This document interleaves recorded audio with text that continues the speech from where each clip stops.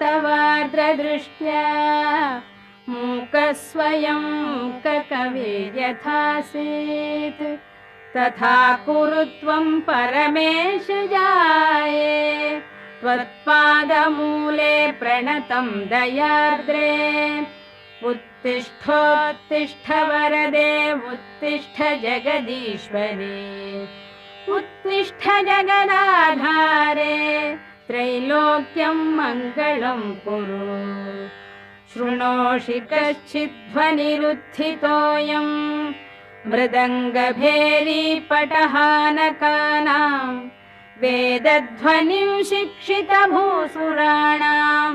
शृणोषि भद्रे कुरु सुप्रभातम्